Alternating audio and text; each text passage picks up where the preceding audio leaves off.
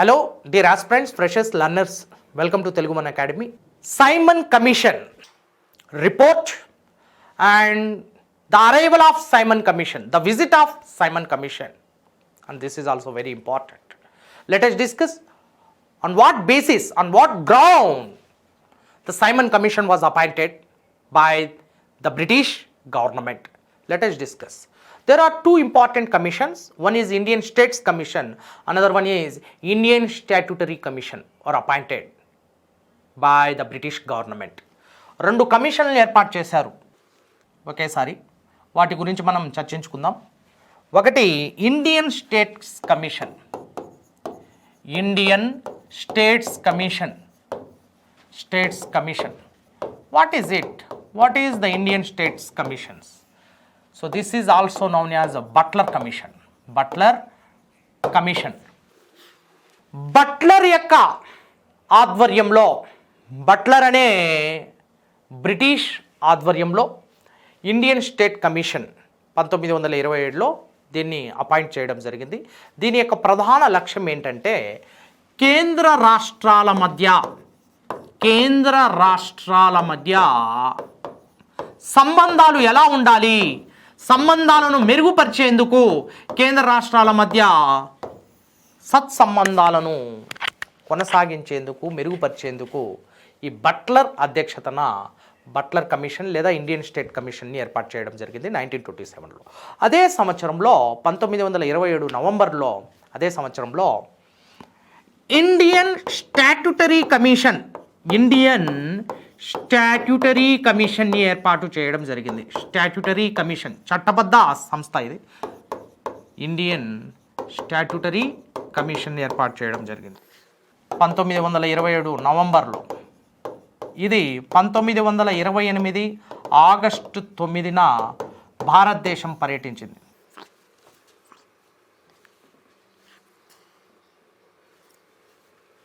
Right. 1927 నవంబర్లో ఏర్పాటు చేయబడింది. 1928 ఫిబ్రవరి 9న ఇది భారతదేశంలో పర్యటించింది సైమన్ కమిషన్. ఇండియన్ స్టాట్యుటరీ కమిషన్నే మరొక పేరుతో ఏమని పిలుస్తున్నామంటే సైమన్ కమిషన్. ఎందుకంటే సర్ జాన్ సైమన్ అనేవాడు ఈ కమిషన్కి అధ్యక్షుడు కాబట్టి ఈ కమిషన్ను సైమన్ కమిషన్ అని కూడా పిలుస్తాం. మరొక పేరుతో వైట్ మ్యాన్ కమిషన్ అని పిలుస్తున్నాం. వైట్ మెన్ కమిషన్ అని ఎందుకు పిలుస్తున్నామంటే ఈ కమిషన్లో ఉన్న 7 మంది సభ్యులు కూడా బ్రిటిష్ వారే కావడం, తెల్లదొరలే కావడం, ఒక భారతీయుడు కూడా ఇందులో లేకపోవడం అనేది భారతీయులకి దిగ్భ్రాంతికి గురి చేసింది. సో అందుకే భారతీయులు ఈ కమిషన్కి వైట్ మ్యాన్ కమిషన్, తెల్లదొరల కమిషన్ అని పేరు పెట్టారు. రైట్. Let us discuss. ఒకటి, ఇండియన్ స్టేట్ కమిషన్ అనేది కేంద్ర రాష్ట్రాల మధ్య సంబంధాలను సూచించడానికి, సిఫార్సు చేయడానికి. మన స్వాతంత్రానంతరం కూడా కేంద్ర రాష్ట్రాల సంబంధాలను సూచించేందుకు ఎన్నో కమిటీలను ఏర్పాటు చేయడం జరిగింది. రాజ్ మన్నార్ కమిటీ ఎన్నో సిఫార్సులు చేసింది. అఖిల భారత సర్వీసులని నిషేధించమని ఇలాంటి ఎన్నో సిఫార్సులు చేసింది. అదేవిధంగా సర్కారియా కమిషన్ 1983లో సర్కారియా కమిషన్ కూడా అద్భుతమైన సూచనలు చేసింది. అదేవిధంగా మదన్ మోహన్ పూంచి ఆధ్వర్యంలో కేంద్ర రాష్ట్రాల మధ్య సంబంధాల కోసం రైట్ ఇటీవల కాలంలో ఏర్పడిన కమిషన్ కూడా అద్భుతమైన సిఫార్సులను పూర్తి స్థాయిలో ఇవ్వడం జరిగింది. ఈ విధంగా కేంద్ర రాష్ట్రాల మధ్య సంబంధాలు అనేటివి చాలా బలపడాలి. ఎందుకంటే India is union of states, రాష్ట్రాల సముదాయం కాబట్టి రాష్ట్రాలకు కేంద్రానికి మధ్య సత్సంబంధాలు మెరుగుపడినప్పుడే ఆ జాతి పరంగా అభివృద్ధి ఉంటుంది, వికాసం ఉంటుంది. సో దేశాభివృద్ధి రాష్ట్రాలతో ముడిపడి ఉంటుంది ఇక్కడ. సో ఆ క్రమంలోనే వాటి యొక్క పనితీరుని, రాష్ట్రాలు కేంద్రాల మధ్యనున్న ప్రభుత్వాల పనితీరుని పరిశీలించేందుకు రైట్ సంబంధాలను, మెరుగైన సంబంధాల కోసం ఇండియన్ స్టేట్ కమిషన్ బట్లర్ అధ్యక్షతన ఏర్పాటు చేస్తే అదే సంవత్సరంలో ఇండియన్ స్టాట్యుటరీ కమిషన్, దాన్నే వైట్ మ్యాన్ కమిషన్ అని కూడా పిలుస్తున్నాం. రైట్. సైమన్ కమిషన్ అని కూడా పిలుస్తున్నాం ఎందుకంటే సైమన్ అధ్యక్షుడు కాబట్టి. దీన్ని 1927 నవంబర్లో బ్రిటిష్ ప్రభుత్వం నియమించడం జరిగింది. రైట్. ఇది ఫిబ్రవరి నెలలో 1928 ఫిబ్రవరి నెలలో భారతదేశం మొత్తం పర్యటించింది. ఇక్కడ మనం గమనిద్దాం, ఈ సైమన్కి వ్యతిరేకంగా భారతదేశం మొత్తం ఉద్యమిస్తున్నారు. సైమన్ కమిషన్కి వ్యతిరేకంగా కారణం ఏంటి? అసలు సైమన్ కమిషన్ ముందున్న లక్ష్యం ఏంటి? సైమన్ కమిషన్ యొక్క ప్రధాన లక్ష్యం, the main objective are the prime motto of the appointment of the Simon Commission under Sir John Simon, భారతదేశ రాజకీయ భవిష్యత్తు ఎలా ఉండాలి. నంబర్ 1, భారత రాజకీయ భవిత ఎలా ఉండాలి అన్న దానిపై సిఫార్సులు చేసేందుకు దీన్ని నియమించారు. నంబర్ 2, అంతేకాకుండా 1919 భారత ప్రభుత్వ చట్టం, government of India act 1919, government of India act 1919, 1919 భారత ప్రభుత్వ చట్టం యొక్క పనితీరు ఎలా ఉంది, దీన్ని పర్యవేక్షించేందుకు, దీన్ని పరిశీలించేందుకు గాను 1919 భారత ప్రభుత్వ చట్టాన్ని వ్యతిరేకంగా ఎన్నో విమర్శలు వస్తున్నాయి. మరి దీని ద్వారా ప్రవేశపెట్టిన ద్వంద్వ పాలన, ఈ ద్వంద్వ పాలన యొక్క డయార్కీ అంటున్నామమ్మా, రాష్ట్రాల్లో డయార్కీని ప్రవేశపెట్టారు 1919 భారత ప్రభుత్వ చట్టం ద్వారా. మరి దాని యొక్క పనితీరు, అమలు తీరు ఎలా ఉంది, ఆ అమలు తీరును ఆ పనితీరును పరిశీలించేందుకు సర్ జాన్ సైమన్ అధ్యక్షతన కమిషన్ ఏర్పాటు చేయడం జరిగింది. దీన్ని ఇండియన్ స్టాట్యూటరీ కమిషన్ అంటున్నాం. మరి ఈ పనితీరును సమీక్షించి భారత భవిష్యత్తుకు అవసరమైన రాజకీయ మార్పులు చేర్పులను అందించమంటూ సర్ జాన్ సైమన్ కమిషన్ ఏర్పాటు చేయడం జరిగింది. రైట్, 1919 భారత ప్రభుత్వ చట్టం యొక్క లోపాలను సవరించడానికి మరియు అందులో ఉన్న పనితీరును గుర్తించడానికి, పనితీరును సమీక్షించడానికి, దానిపై పూర్తి స్థాయి సమీక్ష జరపడానికి, దాన్ని ఆధారంగా చేసుకొని భారత రాజకీయ భవిష్యత్తు ఎలా ఉండాలి దాన్ని నిర్ధారించేందుకు అవసరమైన మార్పులు చేర్పులను సూచించమంటూ, సిఫార్సులను, రికమెండేషన్స్ని ఇవ్వమంటూ సర్ జాన్ సైమన్ అధ్యక్షతన ఈ కమిషన్ను ఏర్పాటు చేయడం జరిగింది.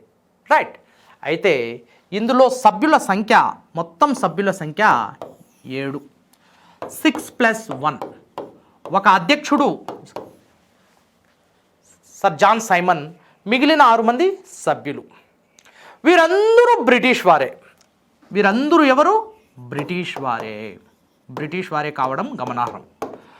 మరి భారత రాజకీయ భవిష్యత్తును నిర్ధారించడానికి, భారత రాజకీయ భవిష్యత్తు ఎలా ఉండాలి అని సిఫార్సు చేయడానికి ఒక భారతీయుడు కూడా అందులో సభ్యుడుగా లేడే.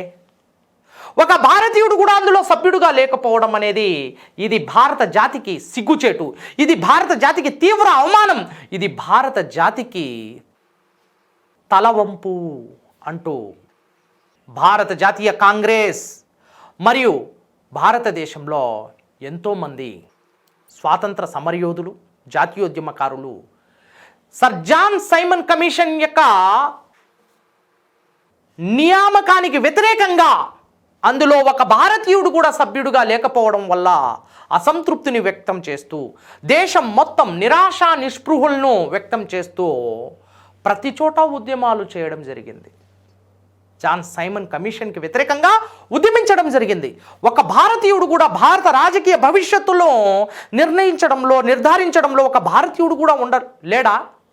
ఒక భారతీయుడు ఉండకూడదా? ఒక భారతీయుడికి తమ యొక్క దేశం, తమ యొక్క జాతి యొక్క ఔన్నత్యం, తమ యొక్క జాతి యొక్క భవిష్యత్తు ఎలా ఉండాలి అనే దానికి దిశానిర్దేశం చేసేందుకు దార్శనికుడు ఒక భారతీయుడు కూడా అందులో లేకపోవడం అనేది ఎంతటి అవమానం, ఎంతటి సిగ్గుచేటు అంటూ Indian National Congress Simon commission యొక్క నియామకానికి వ్యతిరేకంగా ఉద్యమించడం జరిగింది. ఈ ఉద్యమం అనేది పలు ప్రాంతాల్లో చోటు చేసుకుంది. ఈ సమయంలోనే లాహోర్ ప్రాంతంలో లాలా లజపత్ రాయ్ నేతృత్వంలో ఉద్యమం సాగింది. సైమన్ కమిషన్ భారతదేశానికి భారత జాతి ఎలా ఉండాలి, జాతీయ భవిష్యత్తు ఎలా ఉండాలి, రాజకీయ భవిష్యత్తు ఎలా ఉండాలి అని సూచించడానికి లాహోర్ ప్రాంతంలో పర్యటిస్తోంది. ఆ సమయంలో లాలా లజపత్ రాయ్ సైమన్ కమిషన్ని ఆపి సైమన్ గో బ్యాక్ అంటూ నినాదాలు ఇస్తూ, సైమన్ వెళ్ళిపో, మాకు అవసరం లేదు, వెళ్ళిపో అంటూ లాలా లజపత్ రాయ్ సైమన్కి వ్యతిరేకంగా నినాదాలు ఇస్తూ సైమన్ వ్యతిరేక ఉద్యమాన్ని నిర్వహించాడు. ఎక్కడ? లాహోర్ ప్రాంతంలో. So Lala Lajpat Rai organised Simon go back movement by saying Simon go back, and finally he was beaten by a police officer Saunders and injured severely. So the superintendent of police Scott ordered his subordinate Saunders to start lathi charge. So finally, in the lathi charge, Lala Lajpat Rai was beaten and hospitalized. But he lost his life in the year 1928. He died of this bloody lathi charge. Punjab Kesari Lala Lajpat Rai మరణించాడు. ఇక లక్నో ప్రాంతంలోకి వస్తే జవహర్లాల్ నెహ్రూ గొప్ప ఎత్తున ఉద్యమం చేశాడు. అతన్ని కూడా చితకబాదారు, కానీ బతికి బయటపడ్డాడు. ఆ క్రమంలోనే భారతదేశానికి తొలి ప్రధాని అయ్యాడు జవహర్లాల్ నెహ్రూ. రైట్, లక్కీ ఆ విషయంలో. ఇక మద్రాస్ ప్రెసిడెన్సీ ప్రాంతానికి వస్తే ఇక్కడ తీరే వేరు, ఇక్కడ కథే వేరు. ఏంటంటే టంగుటూరి ప్రకాశం పంతులు మద్రాస్ ప్రెసిడెన్సీలో తన యొక్క చొక్కా గుండీలు విప్పి కాలుస్తారా, కాల్చుకోండి అంటూ 6 అడుగుల ఆజానుబాహుడు బ్రిటిష్ పోలీసుల ముందుకి అడుగులు వేస్తూ వెళ్తుంటే బ్రిటిష్ పోలీసులు భయభ్రాంతులై వెనక్కి అడుగులు వేస్తూ, ఇదేంటిది, పిస్తోలుకి రివాల్వర్ యొక్క బుల్లెట్కి ముందుకు వస్తున్నాడు, ఎంతటి ధైర్యం ఇతడికి అంటూ పోలీసులు వెనకడుగు వేస్తూ చివరికి మౌనాన్ని పాటించారు. అంతటి గొప్ప ధైర్య సాహసాలను ప్రదర్శించాడు టంగుటూరి ప్రకాశం. సైమన్ వ్యతిరేక ప్రదర్శనలో మద్రాస్ ప్రెసిడెన్సీ నుంచి భారీ ఎత్తున పాల్గొని చొక్కా గుండీలు విప్పి కాలుస్తారా, కాల్చుకోండి, చూద్దాం మీ దమ్మేంటో అంటూ ముందుకు వెళ్తున్నాడు. ఆ క్రమంలోనే టంగుటూరి ప్రకాశంకి ఆంధ్ర కేసరి అనే బిరుదు లభ్యమైంది. Andhra Kesari. So lion of Andhra Tanguturi Prakasam Pantulu Simon వ్యతిరేక ప్రదర్శనలో 1928లో గొప్ప పేరును, ఖ్యాతిని గడించాడు. జాతీయ దృష్టిని ఆకర్షించాడు టంగుటూరి ప్రకాశం పంతులు. సో ఈ విధంగా సైమన్ కమిషన్కి వ్యతిరేకంగా ఉద్యమాలు జరిగాయి ప్రతి చోట. రైట్, మరి ముఖ్యంగా గమనించాలంటే లాహోర్ ప్రాంతంలో లాలా లజపత్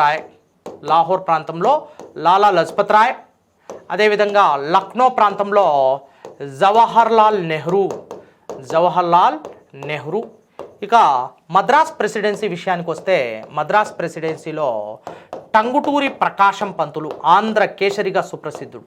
ఇక పంజాబ్ కేసరిగా లాలా లజపత్ రాయ్ సుప్రసిద్ధుడైతే ఇక్కడ ఆంధ్ర ప్రాంతంలో ఆంధ్ర కేసరిగా టంగుటూరి ప్రకాశం మద్రాస్ ప్రెసిడెన్సీలో గొప్ప ఎత్తున సైమన్ వ్యతిరేక ప్రదర్శన నిర్వహించాడు. రైట్, చివరికి సైమన్ కమిషన్ ఏ విధంగా భారతదేశం మొత్తం పర్యటించి నివేదికను అందించింది ఒకసారి మనం గమనిస్తే, సైమన్ కమిషన్ నివేదికను సమర్పించడానికి మరియు భారతదేశం మొత్తం పర్యటించడానికి భారతదేశంలో కొన్ని ఇతర పార్టీల సహకారం లభించింది. అందులో పంజాబ్ యూనియనిస్ట్ పార్టీ ఒకటి.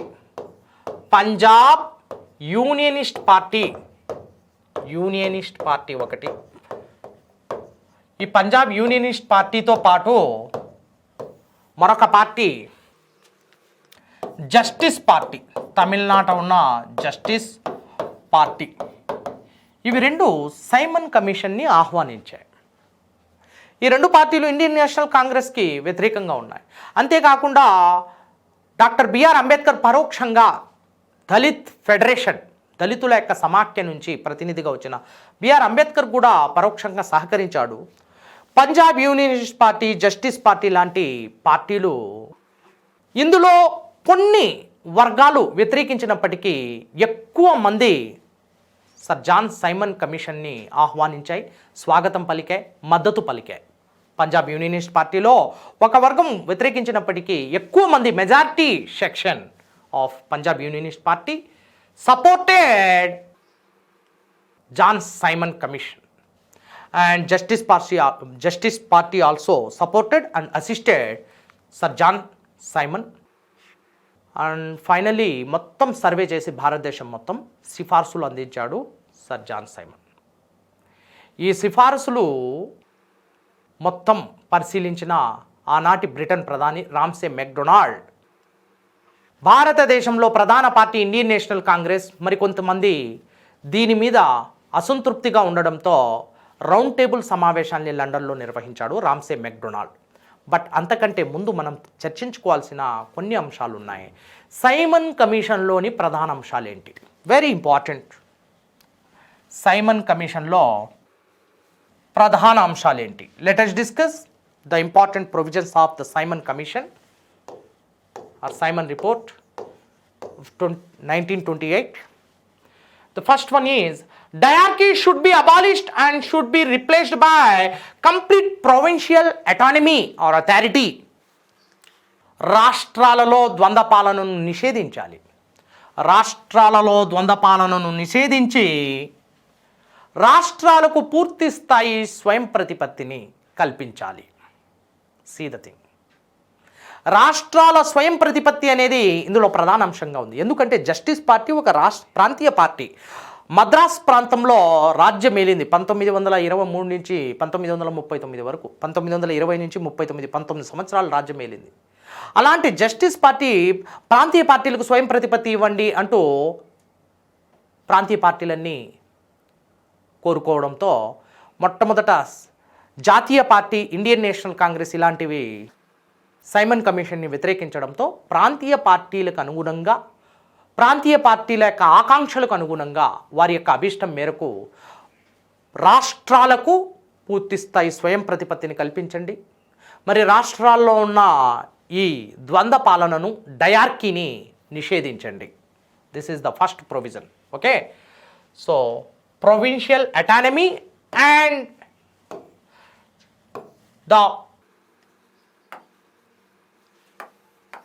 the abolition of diarchy. Okay, so these two are very important. ఒకటి రాష్ట్రాలకు స్వయం ప్రతిపత్తి కల్పించాలి, రెండు డయార్కీని ద్వంద్వ పాలన రాష్ట్రాల్లో అంతమొందించాలి. Next provision, provincial legislative council should be enlarged.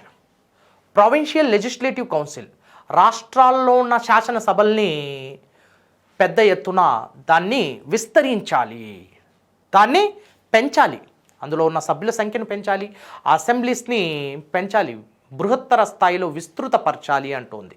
So provincial legislative council should be enlarged, the second provision. Next coming to the third provision, federal government at the centre should incorporate not only British India but also the princely states. సమాఖ్య ప్రభుత్వాన్ని ఏర్పాటు చేయాలి కేంద్ర స్థాయిలో సమాఖ్య ప్రభుత్వం అనేది ఉండాలి. ఇది కేవలం బ్రిటిష్ ఇండియాకి మాత్రమే పరిమితం కాదు, స్వదేశీ సంస్థానాలకు కూడా పరిమితం చేయాలి. సమాఖ్య ధోరణిలో పాలన సాగాలి అంటుంది. So federal government at the centre should be incorporated, right, not only British India but also the princely states. British India మాత్రమే కాకుండా స్వదేశీ సంస్థానాల్లో కూడా ఈ సమాఖ్య అనే వ్యవస్థను రూపొందించాలి అంటుంది. Next, the governor general should select and appoint his cabinet members. చూడండి, గవర్నర్ జనరల్కి తన యొక్క క్యాబినెట్ మెంబర్స్కి సెలెక్ట్ చేసుకునే అవకాశమే కాకుండా వారిని నియమించుకునే అవకాశం కూడా గవర్నర్ జనరల్కి కల్పించాలి, రైట్.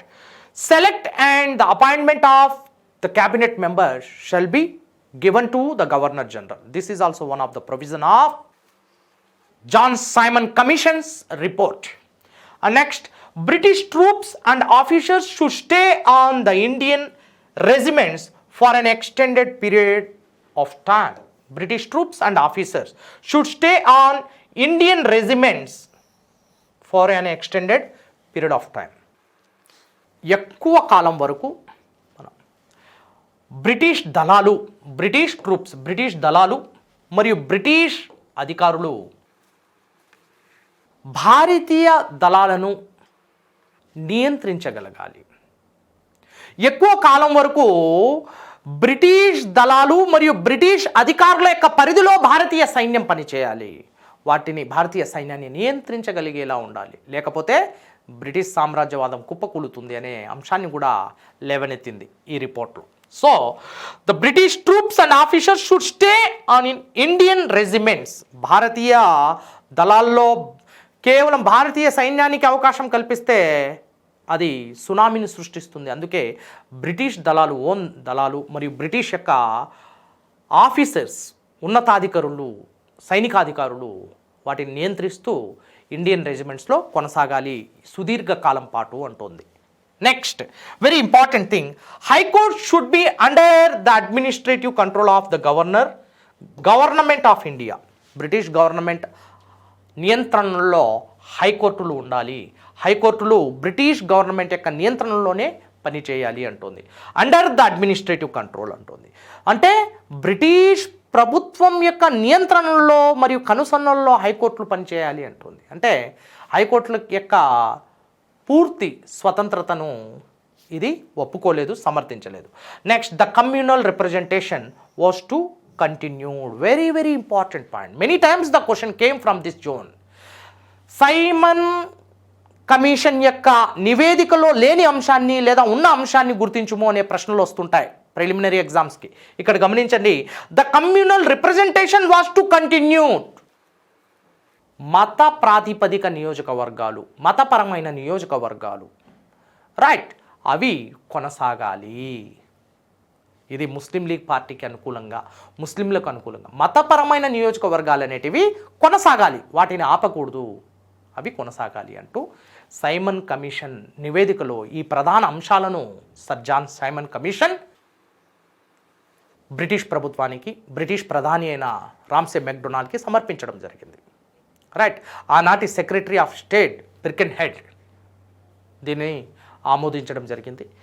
రైట్, చివరికి ఈ సైమన్ కమిషన్ మీద ఏకాభిప్రాయం కుదరడానికి, ఏకాభిప్రాయాన్ని తీసుకురావడానికి భారతీయ రాజకీయ పార్టీలన్నిటినీ లండన్కి స్వాగతించడం జరిగింది, లండన్కి ఆహ్వానించడం జరిగింది. కానీ భారత జాతిని ప్రాతినిధ్యం వహిస్తున్న అతి గొప్ప పార్టీ అయిన భారత జాతీయ కాంగ్రెస్ ఈ రౌండ్ టేబుల్ సమావేశాల పట్ల విముఖతను ప్రదర్శించింది.